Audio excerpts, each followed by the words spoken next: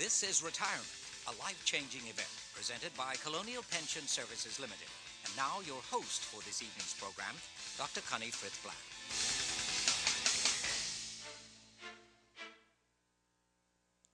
Good evening, everyone. I'm Dr. Connie Frith Black.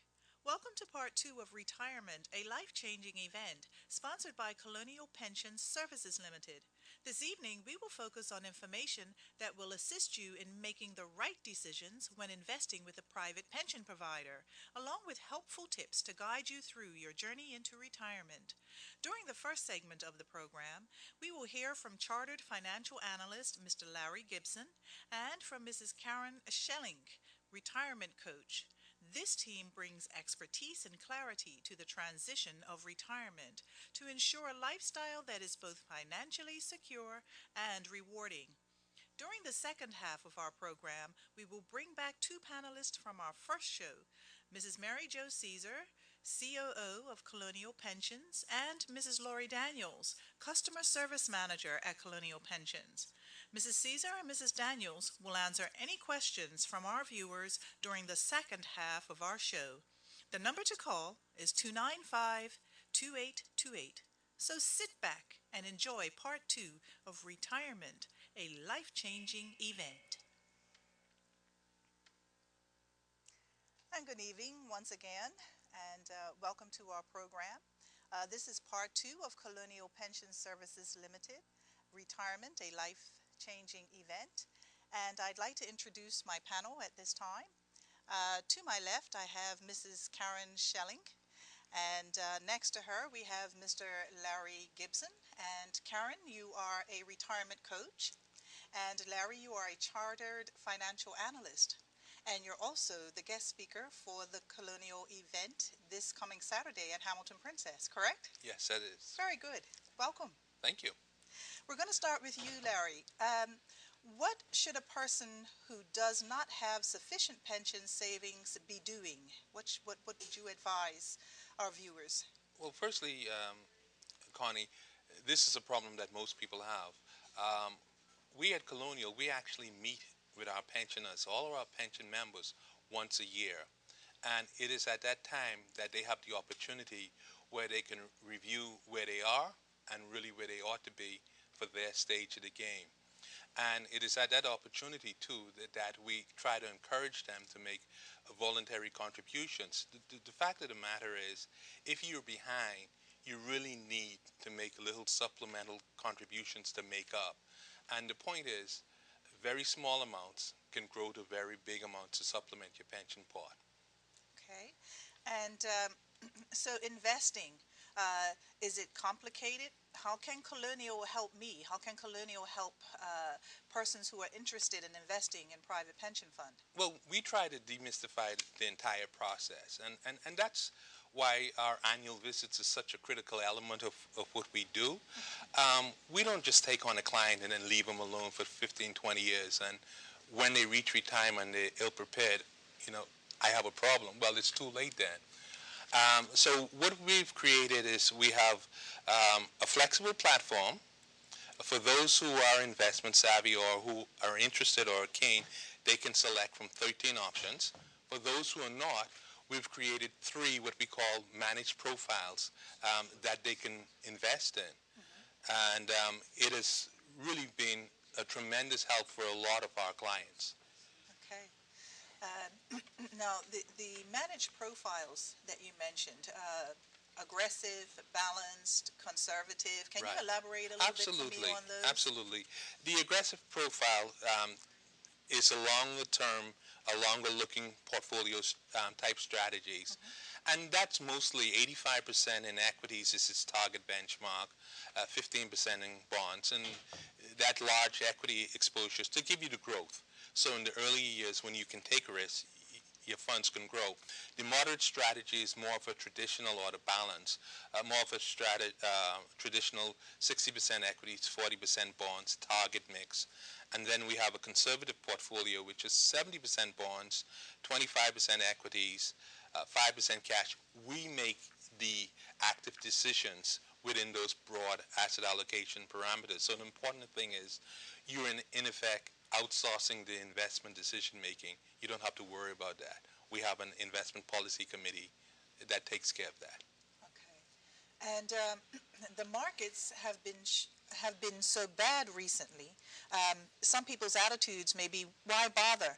Should anyone own stocks in this day and age with the economy being as it is? Yes, you should. There is a place no matter where, what stage you are in the economy. What we would say, however, is that risk cannot be eliminated, but risk can certainly be managed. And that's what we attempt to do as your administrator in our capacity. And we try to assist you so that for whatever level of risk you're comfortable with, we try to give you the highest return for that level of risk. Now, I want to admit, if you look at the last several years from 2007 to 2009, markets have really been particularly volatile. And it's really been a bumpy ride. But if you have more or longer than a 10-year horizon, then you should be diversified among many different asset classes. I just want to just share with you quickly some numbers. I mean, basically, over the long term, which is almost an 85-year period, the stocks would have given you almost 10% a year. Government bonds would have given you 5.5%, 5.75%, and cash would have given you 3.5%. Okay. In order to get that growth, you need to be diversified, but you shouldn't be abandoning stocks. There's very little risk once your horizon is more than 10 years. Okay, so you're telling our viewers that it's perfectly safe to make these types of investments in this type of economic climate. No, that's your words. What I'm telling your investors is that no matter where you are in the economic cycle, there is a place for different asset classes at different times. Okay. All right? And because there's been a lot of volatility, that doesn't mean you should abandon stocks, and neither does it mean that all the volatility is gone either. But what we are is we are risk managers on your behalf, and we assist you so that you can create a portfolio that'll help you to meet your goals. Okay. Many Bermudians believe that if they own their own home, they don't have to worry about pension income. Is this a realistic trend of thought? Is this something that is foolproof, waterproof? No, I mean, in fact, what I find is that's a very... Retirement-proof? Absolutely. That's a very widely held perception, Connie. But there are a couple of things you just need to be aware of. Real estate alone does not provide you with a diversified portfolio. That's number one. The second thing is by the time you retire, your home could well be 40 to 60 years old. What does that mean? There are substantial renovations you would need. Yes. Then another thing we have learned from this downturn, particularly in the local Bermuda economy, is that rental incomes and the certainty of rental incomes are not as consistent as they have been. If you look at vacancy rates now and what have you, there's still a growing number of vacant properties. And then you add to that annual maintenance costs, insurance, taxes. I guess the overall point is that for some, relying on rental property can actually become a financial burden as opposed to a source of supplemental income if you're not careful. Yes. Yeah. Yes. And so when it comes to investments, what is the most important decision to be made? What would you suggest to our viewers that is the most important decision to be made?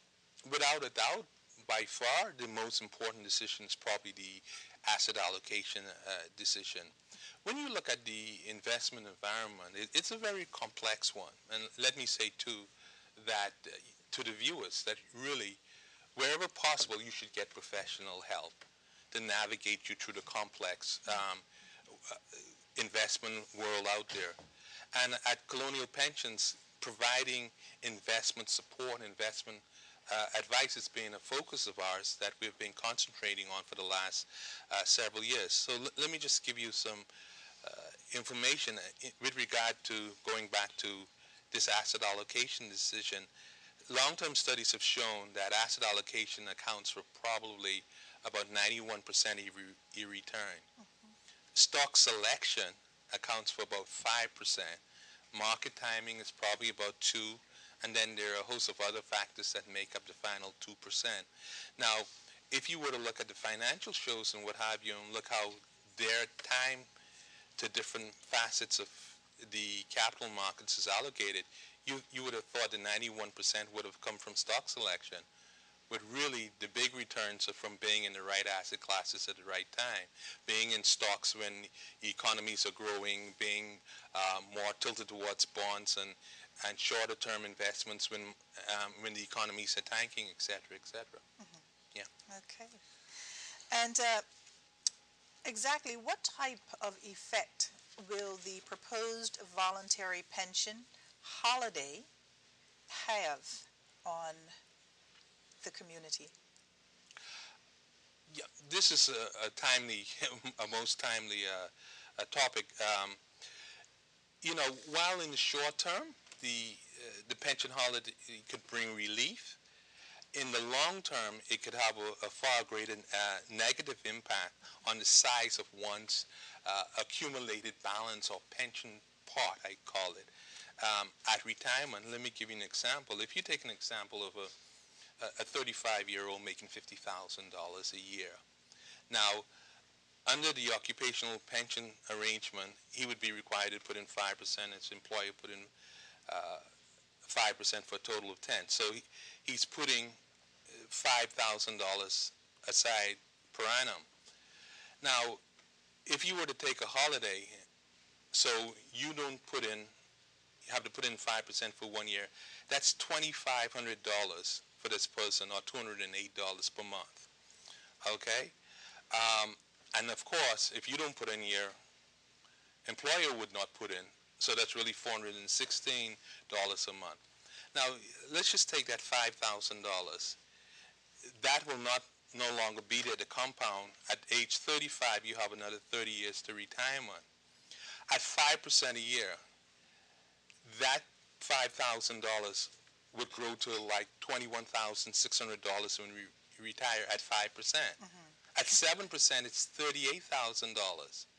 If you take the long-term average return on stocks, which is 9.8%, that's like $80,000 that your pot will be diminished by. Now you're talking real money, big money. So it is your suggestion that persons should perhaps reconsider taking that pension holiday? It's like a short-term Band-Aid. If you can avoid it, you should. I mean, if you have to, I guess you have to. But really, like I say, the long-term negative impact is far greater than it seems. For that $208 a month for the next 12 months as opposed to a very large terminal amount, that's a significant trade-off that you need to think about carefully. Mm-hmm. Going forward, is 10% the right contribution rate? Now, that's a very interesting question, just considering the previous question. Mm-hmm. In around 2007, just before the pension crash, the Cayman Islands, which is another regional economy that has mandatory pension legislation, they contracted Mercer's, the global internationally renowned consultant firm, to review their pension system, which is a defined contribution system. Mm-hmm. And the Mercer study that was done for the Cayman Islands concluded that 10% was not sufficient. And they, in fact, recommended that the pension contribution should rise to 12%, being 6 and 6. Now, of course, after this recommendation came out, you had then the global downturn and what they call the Great Recession. The political will was not there to do it, but this is something that's going to be revisited in the future once the economic situation within the region is stabilized, I'm sure. Mm-hmm. The answer is, for most, 10% is probably not enough.